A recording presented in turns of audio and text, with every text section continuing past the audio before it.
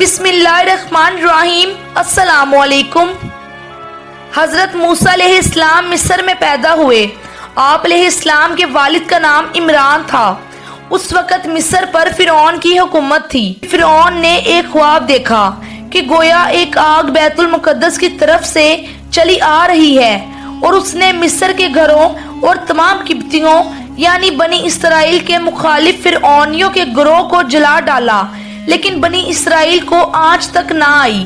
فرعون نے بیدار ہونے کے بعد اپنے ملک کے تمام کاہنوں، نجومیوں، جادوگروں اور دیگر ماہرین کو جمع کیا اور سب سے اس خواب کی تعبیر معلوم کی، جس پر انہوں نے جواب دیا کہ بنی اسرائیل میں ایک بچہ پیدا ہوگا اور اس کے ہاتھوں اہل مصر کی ہلاکت ہوگی۔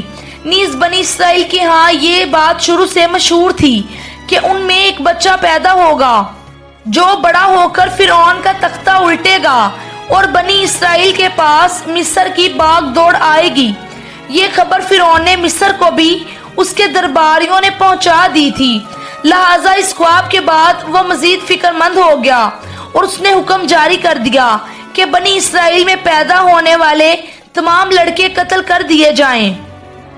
اس حکم کے بعد فرعون کے حواریوں اور اس کی سپاہ نے ہر ممکن اقدام اٹھا لیا کہ کوئی نومولود لڑکا زندہ نہ بچ پائے، لیکن اللہ تعالیٰ کے فیصلے اٹل ہوتے ہیں۔ دیکھتے ہی دیکھتے بنی اسرائیل کے ہزاروں نومولود بچے ذبح کر دیے گئے۔ پھر ایک وقت وہ آیا کہ جب قبطی سرداریوں نے فرعون سے کہا کہ اگر بنی اسرائیل کے لڑکوں کا اسی طرح قتل عام ہوتا رہا تو ہمیں آئندہ خدمت گار ملنا مشکل ہو جائیں گے، اور پھر ہمارے یہ کمتر، گھٹیا اور غلیظ کام کون کرے گا؟ اس پر فرعون نے حکم جاری کیا کہ 1 سال چھوڑ کر بچے قتل کیے جائیں۔ ان حالات میں حضرت موسیٰ علیہ السلام پیدا ہوئے۔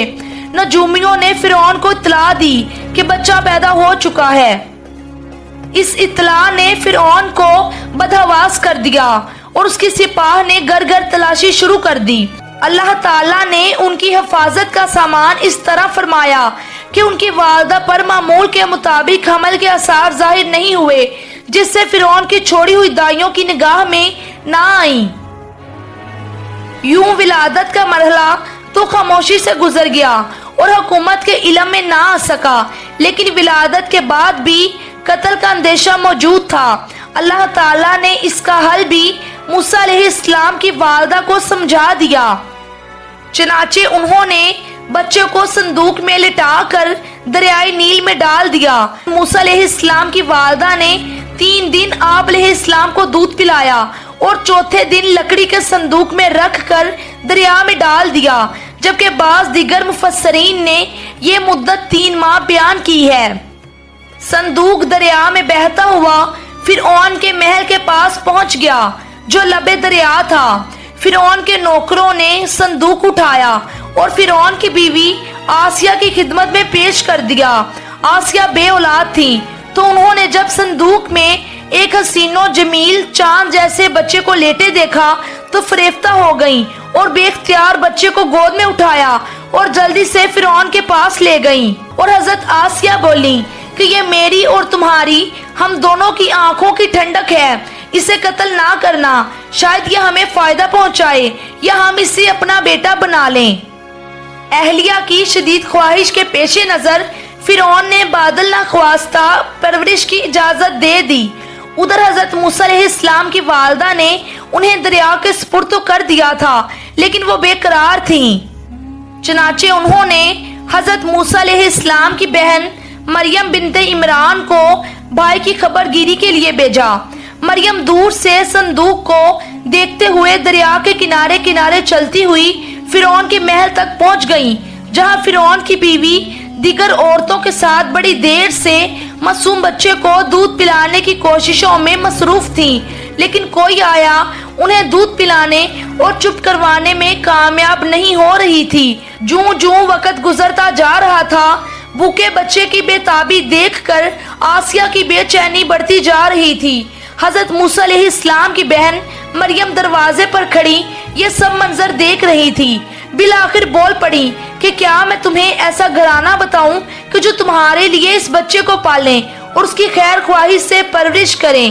فرعون کی بیوی کی خواہش پر مریم جلدی سے جا کر اپنی والدہ کو محل میں لے آئیں اور حضرت موسیٰ علیہ السلام نے فوری طور پر اپنی والدہ سے لگ کر دودھ پی لیا۔ آسیہ نے حضرت موسیٰ علیہ السلام کی والدہ سے درخواست کی کہ وہ محل ہی میں رہنے لگیں اور اس بچے کی پرورش کریں، لیکن موسیٰ علیہ السلام نے انکار کر دیا کہ میرے شوہر اور بچے پریشان ہوں گے۔ اس پر آسیہ بچہ انہیں مجبوراً دینے پر راضی ہو گئیں۔ پھر اس نے بچے کے لیے وظیفہ بھی مقرر کر دیا۔ یوں اللہ کی شان دیکھیے کہ جس بچے کے خوف سے فرعون نے ہزاروں بچے ذبح کروا دیے، وہ بچہ فرعون ہی کی زیر نگرانی اور سرکاری تحفظ میں پروان چڑھنے لگا۔ حضرت موسیٰ علیہ السلام رضاعت کی عمر تک اپنی والدہ کے پاس پرورش پاتے رہے۔ پھر جب آپ کا دودھ چھڑایا گیا تو والدہ نے آپ کو دوبارہ فرعون کی بیوی کے حوالے کر دیا۔ ایک روز کا ذکر ہے کہ آسیہ اور فرعون اپنے محل میں بیٹھے تھے۔ آسیہ نے حضرت موسیٰ علیہ السلام کو اٹھا کر فرعون کی گود میں بٹھا دیا۔ حضرت موسیٰ علیہ السلام نے فرعون کی گود میں بیٹھتے ہی اس کی داڑھی پکڑ لی اور پھر اس کے منہ پر تمانچہ رسید کر دیا۔ بعض روایات میں ہے کہ ان کے ہاتھ میں ایک چھڑی تھی جس سے وہ کھیل رہے تھے، وہ فرعون کے سر پر دے ماری۔ فرعون غصے میں آگ بگولا ہو گیا۔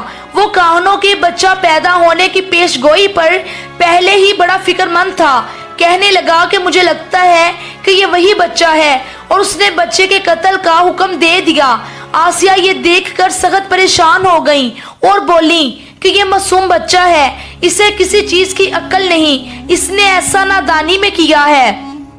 بادشاہ سخت غصے میں تھا اور اسے بچے سے خوف آنے لگا تھا۔ بولا کہ میں اس سے قتل کر کے رہوں گا۔ آسیہ نے کہا کہ اچھا، آپ ذرا توقف کریں، اس کا امتحان لے لیتے ہیں، ابھی معلوم ہو جائے گا کہ اس نے یہ حرکت نادانی میں کی ہے یا جان بوجھ کر۔ یہ کہہ کر انہوں نے 2 تشت منگوائے، ایک میں دہکتے انگارے اور دوسرے میں سرخ یاقوت رکھ دیے۔ پھر فرعون سے بولیں کہ دیکھیں اگر اس بچے میں عقل ہوئی تو یاقوت اٹھائے گا، ورنہ انگاروں کی طرف ہاتھ بڑھائے گا۔ دونوں تشت حضرت موسیٰ علیہ السلام کے سامنے رکھ دیے گئے۔ آپ علیہ السلام نے یاقوت کی جانب ہاتھ بڑھائے، لیکن حضرت جبرائیل علیہ السلام نے فوراً ان کے ہاتھوں کو انگاروں کی طرف بڑھا دیا۔ آپ علیہ السلام نے ایک انگارہ اٹھا کر منہ میں رکھ لیا، جس سے زبان جل گئی اور آپ علیہ السلام رونے لگ گئے۔ فرعون نے جب یہ دیکھا تو خاموش ہو گیا اور اپنا فیصلہ تبدیل کر دیا۔ زبان کے جل جانے کی وجہ سے پھر حضرت موسیٰ علیہ السلام کی زبان میں لکنت پیدا ہو گئی تھی۔ تو یہ تھی ہماری آج کی ویڈیو۔ امید کرتی ہوں کہ آپ کو ویڈیو پسند آئے گی۔ ویڈیو اچھی لگی تو اس کو لائک کریں، چینل کو سبسکرائب کریں اور ساتھ ہی بیل کو ہٹ کر کے نوٹیفیکیشنز کو آل پہ کلک کر دیں تاکہ اس طرح کی مزید ویڈیوز سب سے پہلے آپ کو مل سکیں۔